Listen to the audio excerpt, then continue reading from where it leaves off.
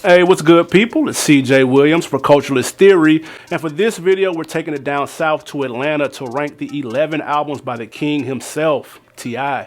This list will not include his mixtapes or compilations and will only involve his major label albums from I'm Serious to the Libra. Now be sure to hit that like button and subscribe so you don't miss a list. Number 11, No Mercy. Now let's be clear.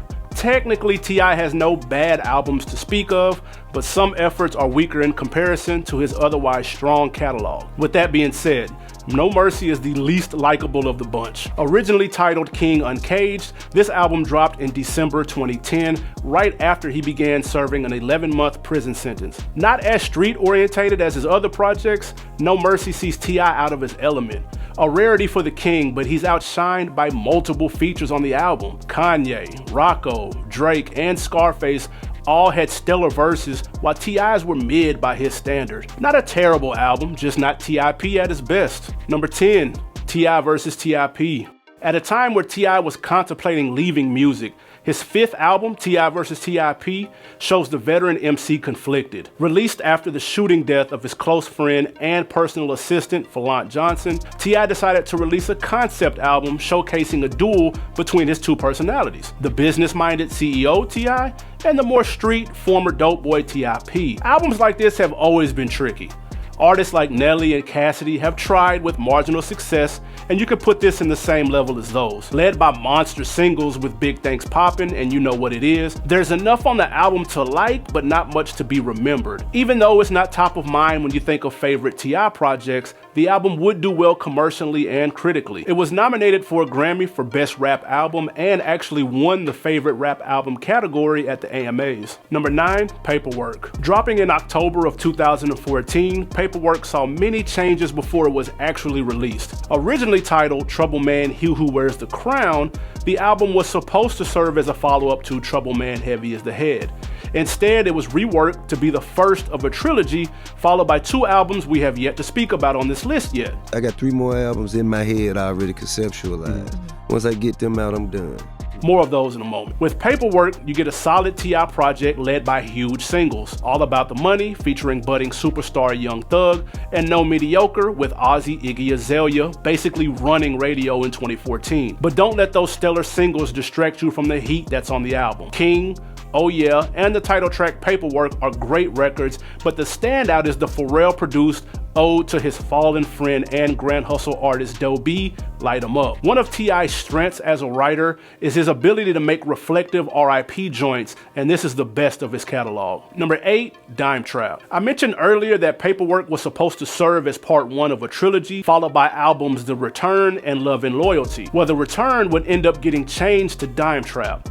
The 10th album in T.I.'s deep catalog was going to represent a return to his trap roots. Narrated by legendary comedian Dave Chappelle, the first half of the album is his strongest. Laugh at 'Em, Wraith, and At Least I Know are highlights, while the second half has good material. It's songs like You and Be There that slow down the momentum. Still, even 10 albums deep in the game, Dime Trap proved the self-proclaimed King of the South hadn't lost a step. Number 7, Troubleman, Heavy is the Head. The appropriately titled Troubleman, Heavy is the Head was the first album from T.I. after his 11-month prison stint. A major step up from the previous album, No Mercy, Troubleman has plenty to like. Standouts include the reflective Sorry featuring an A+ guest verse from Andre 3000, the aspirational Hello with CeeLo, and the Alley Boy response record Addresses. But it's the Akon featured Wonderful Life that brings the album together. A heartfelt tribute to his fallen friend Fallant Johnson, T.I. is once again exceptional in his writing, holding a conversation with Fallant, assuring that he is still on the right path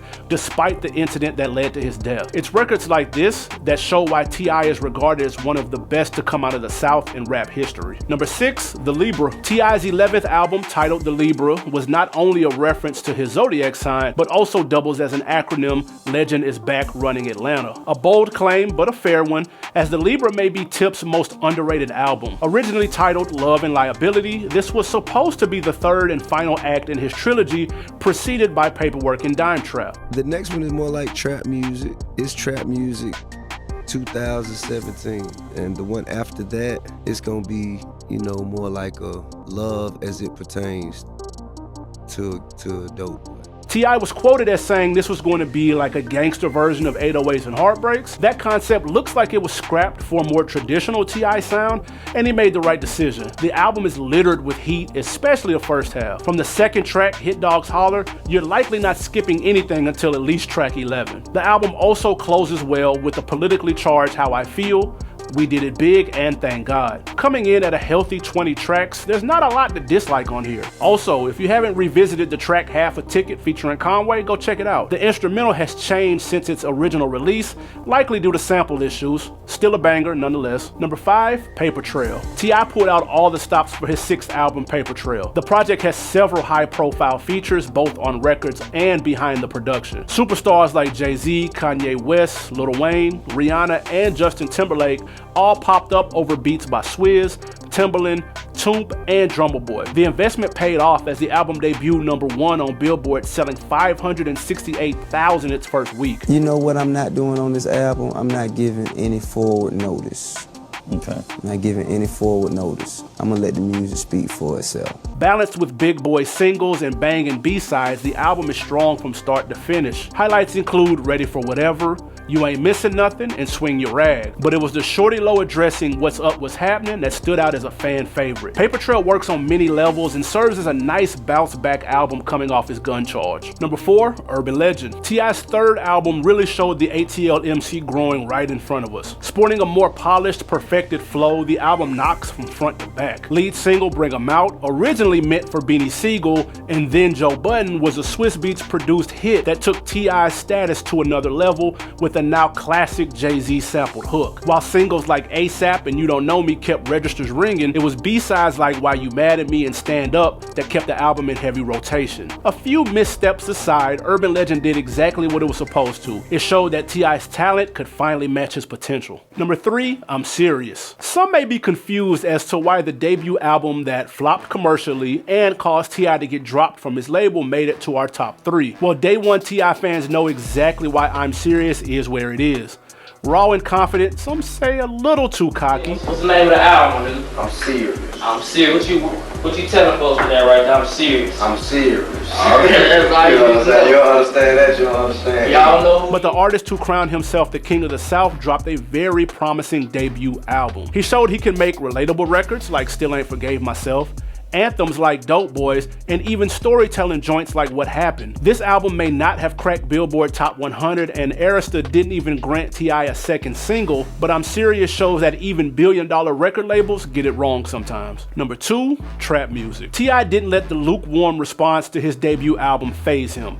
Instead, he delivered what many consider a classic. Trap music sees T.I. offering more insight on life in said trap. Credited with creating an entire subgenre of hip-hop, T.I.'s second album is nothing short of superb. Doing My Job, Be Easy, and Look What I Got were standouts, while singles 24 and Rubber Band Man helped grow his profile outside of Atlanta. Cracking the top 5 on the Billboard 200 and crossing the platinum mark, trap music is one of the rare occasions in hip-hop where the sophomore album surpassed the debut commercially and critically. That doesn't happen every day. Before we get to the number 1 album, as I mentioned, T.I. was able to avoid that dreaded sophomore slump. My question, do you guys want to see a biggest drop-off from debut to second album list? Or would you rather see a list of artists whose second album is actually better than their first? Leave a comment for me, man, below and cast your vote. Number 1, King. T.I.'s 4th album, King, served as an unofficial soundtrack to his feature film debut, ATL, which dropped the same week. They say timing is everything, and pairing this album with the movie was genius but risky. If one or the other isn't as strong, it could ruin the entire rollout. Thankfully, the movie was dope, and this was T.I.'s best work, not only then, but even now. We be here all night naming the joints that knock on this album, but I'll highlight a few. Anthems like Front Back, Top Back,